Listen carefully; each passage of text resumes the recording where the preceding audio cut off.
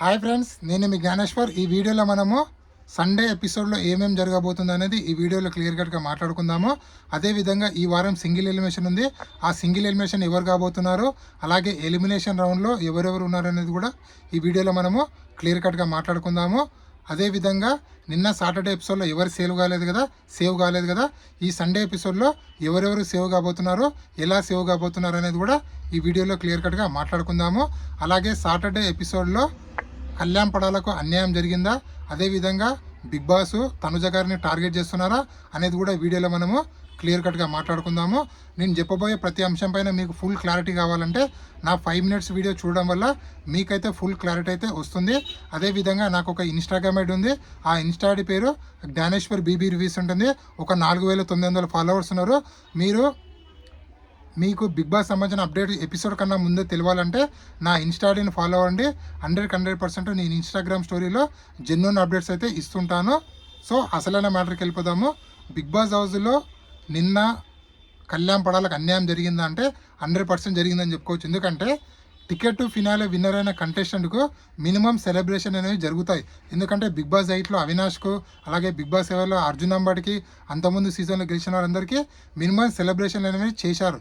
So ఇక్కడ Kalyan పడాలకు celebration చేయలేదు. అదేవిధంగా తనకు ప్రత్యేకమైన ఎలివేషన్ కూడా ఇవ్వలేదని నాకైతే అనిపించింది. ఎందుకంటే గెలిచినప్పుడు మినిమం ఒక సెలబ్రేషన్ చేయాలి కదా.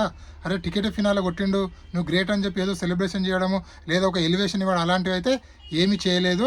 అదేవిధంగా నిన్న ఎపిసోడ్లో టోటల్గా బిగ్ బాస్ తనుజ గారిని టార్గెట్ చేశారంటే 100% బిగ్ బాస్ టీం, అదేవిధంగా నాగార్జున గారు టార్గెట్ చేశారని నాకైతే క్లియర్ కట్గా అనిపించింది. మీకు కూడా అదే విధంగా అనిపిస్తే కింద కామెంట్ పెట్టి ఈ వీడియో లైక్ చేయండి. ఎందుకంటే మామూలుగా టాస్కుల్లో ఏదైనా డౌట్ ఉన్నప్పుడు మనము డౌట్ని బయటికి ఎక్స్పోజ్ చేస్తాం. అరే నాకు ఈ డౌట్ ఉందిరా భయ్ అని చెప్పి.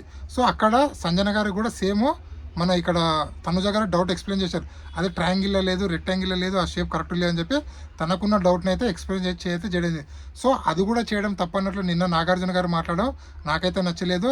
అదేవిధంగా సుమన్ శెట్టి గారి చేతుల్లో ఓడిపోవడము, నీవు సుమన్ శెట్టి నువ్వు అంటే చూసుకుంటుండడం వల్ల నువ్వు ఓడిపోయినట్లు, సో మొత్తంగా తనని డిస్కరేజ్ చేయడం అనేది నాకైతే నచ్చలేదు.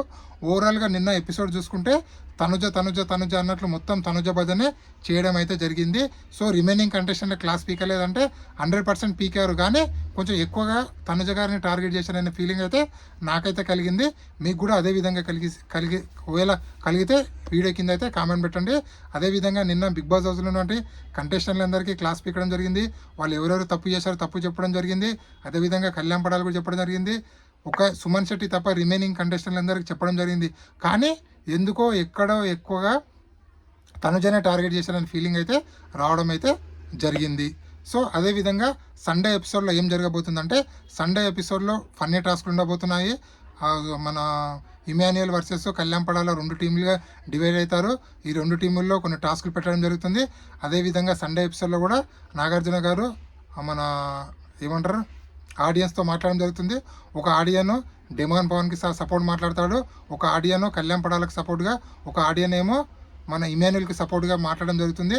మన తెలుగు వాళ్ళు గెలవాలని చెప్పి మాట్లాడడం జరుగుతుంది. సో అవి ఎపిసోడ్లో టెలికాస్ట్ చేస్తారా చేయరా మనకైతే తెలియదు. ఎందుకంటే మనకు తెలిసిన ఒక రివ్యూవర్ ఈరోజు సండే ఎపిసోడ్కి పోవడం అయితే జరిగింది. ఎందుకంటే తను ఆడియన్గా పోవడం జరిగింది. సో అతను మనకు రెగ్యులర్గా ఇన్స్టాగ్రామ్లో టచ్లో ఉన్నాడు.